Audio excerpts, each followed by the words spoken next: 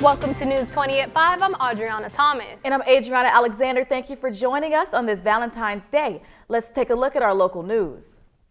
On Tuesday afternoon, there was a deceased body found in the parking lot of a Walmart located on Thomasville Road. According to the Tallahassee Police Department, they arrived to the scene at around 10 o'clock in the morning shortly after being notified by a Walmart employee. With a recent update in the investigation, current officials are ruling the body was that of a 67-year-old woman and that no evidence of foul play has been involved at this time. 3 Tallahassee teens have been arrested on attempted murder charges. According to the Tallahassee Police Department, the 3 teens aged 14, 17, and 18 followed a victim after he showed up to warn a woman about a shooting. The man was not harmed, though his rear windshield was shattered. Now we go to Ariane Daly, who will tell us about the ethics penalties being brought against Andrew Gilliam.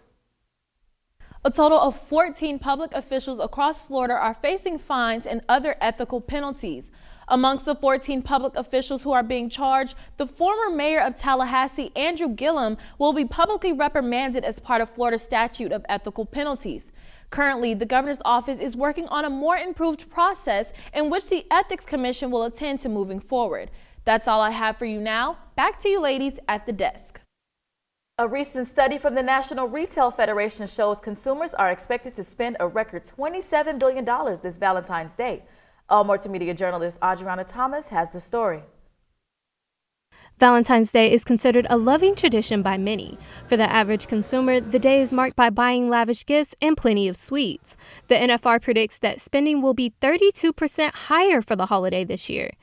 For businesses like Small Cakes Tallahassee, the increase in spending is promising. Valentine's Day is hands down the busiest day of the year we have. It is our Super Bowl Sunday. Spending is up all the way around, but one demographic has quickly emerged as the biggest spender for Valentine's Day. Those between the ages of 24 and 39 are expected to spend $208 during the holiday this year. While many businesses welcome the spending, it also requires special curation of menus, drinks, and additional specials. Additionally, restaurants are charged with setting the mood for customers, which requires buying extra decorations. Tyler Rice, owner of Backwoods Bistro, says for them, the creative process is no problem. Kind of a creative process. So we have a 4-item garden creation menu every week that changes based on the season. So we are used to coming up with special things. So we kind of just come up with something else that's awesome for Valentine's Day specifically. Not only are adults in relationships looking to spend more this year, they are expecting their partners to spend more too. According to NFR's nationwide consumer survey, adults celebrating the holiday said they expect their Valentines to spend on average over $100. For News 20, I'm Adriana Thomas. With many adults looking to spend more this holiday, some may want to err on the side of caution. A new survey compare card showed 31% of adults say overspending is a turnoff. A school in Jacksonville, Florida is under fire after Baker acting a 6-year-old girl. Deputies are saying that the girl was destroying school property and attacking her teachers on body cam footage. A police officer can be heard telling school officials that the girl was perfect. The mother is saying that her daughter is traumatized and will never be the same. The body of a 6-year-old missing girl was found in South Carolina last night. 6-year-old Faye Sweatleek's body was discovered in Casey, a small city just outside of South Carolina. According to Faye's parents, their daughter had arrived home from school safely before she suddenly vanished. Lexington County's chief of police states that they are treating the investigation as a homicide while assuring the public that they are working diligently for justice for Sweatleek's family. Today officially marks 2 years since the shooting at Marjorie Stoneman Douglas High School in Parkland, Florida. In the shooting, there was a total of 17 people killed when gunman Nicholas Cruz stormed his way onto the high school campus. With the students who survived the shooting, many of them have become advocates for gun control, and the Florida governor has ordered all flags to be flown at half-staff to honor the victims who lost their lives. The Florida Department of Education is introducing a new testing standard for grades K through 12 this upcoming school year. FDEP has formally adopted the new standard named BEST in replacement for Common Core. The amended requirements for English arts will begin with kindergarten through 2nd grade and will later expand to all grades. Now we go to Madeline Smith with entertainment and a film just in time for one of the most romantic days of the year. Love is in the air as actress Issa Rae and actor Lakeith Stanfield pair up in a new romantic drama entitled The Photograph.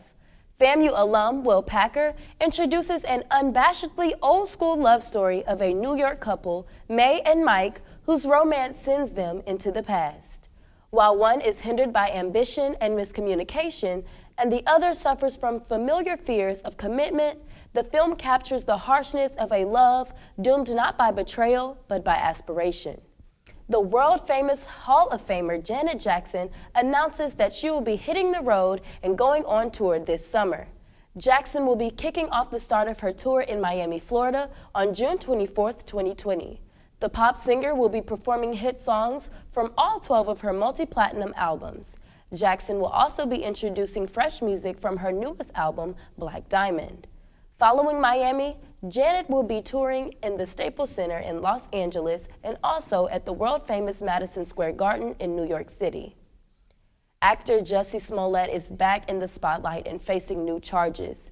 According to the Associated Press, Smollett was indicted Tuesday on charges of lying to the police about a racist and anti-gay attack that he allegedly staged. He faces 6 felony counts of disorderly conduct, which stem from 4 separate false reports he gave police. He is scheduled to appear in court for arraignment on February 24th. Looking forward into the holiday weekend, we see more sun on Saturday with a high of 66 and that low of 44. Sunday, here comes the wet stuff. We see that rain coming in with a high of 60 and a low of 53. Monday is going to be following the same trend, moving up a little bit in the high with a high of 71 and a low of 60. When we come on over to Tuesday, still going to be more rain and showers with a high of 75 and a low of 60. On Wednesday, that weather is starting to change, becoming partly cloudy with a high of 73 and a low of 51. Good afternoon, Tallahassee, and welcome back to News 20. I'm Oldenslaw Fortune. Let's jump into your sports news. Earlier this week, Florida A&M University softball head coach Veronica Wiggins announced she will be stepping down following the conclusion of the 2020 season. One of her notable accomplishments in her being the first HBCU softball coach to win over 700 career games, and currently she sits at a total of 771 total wins. Now kicking it over to some high school soccer, Leon High School defeated Lincoln in the first round playoff meeting by a final score of 4-2.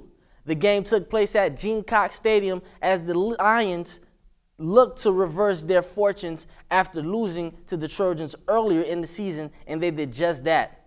Leon senior forward Henry Relegado led the Lions with a team high with 2 goals. This win will advance the Lions to the regional semifinals, and they will face off against 3rd seed Jacksonville Creekside. Star Cleveland Browns defensive end Myles Garrett was reinstated by the NFL after meeting with Commissioner Roger Goodell. Garrett was suspended by the NFL after an incident with the Pittsburgh Steelers on November 14th. He ripped off the Steelers quarterback Mason Rudolph's helmet and struck him in the head. Although the NFL has no evidence, Garrett stated that Rudolph called him a racial slur prior to the fight. Puppy love is in the air this Valentine's Day season here in Leon County. Leon County hosted a ribbon-cutting ceremony for Tallahassee's newest dog park named after J. Lee Voss. Tallahassee's second dog park is located on Old Brainbridge Road, and the ceremony will be held today at 2 p.m. The new park included possum treats for both pets and pet owners. Leon County encourages citizens to bring their dogs out. Thank you for joining us tonight. For Kalisha Moore and Oldenslaw Fortune, and I'm Adriana Thomas. And I'm Adriana Alexander. Thank you for watching. Remember to also follow us at FAMU News. You have a good evening.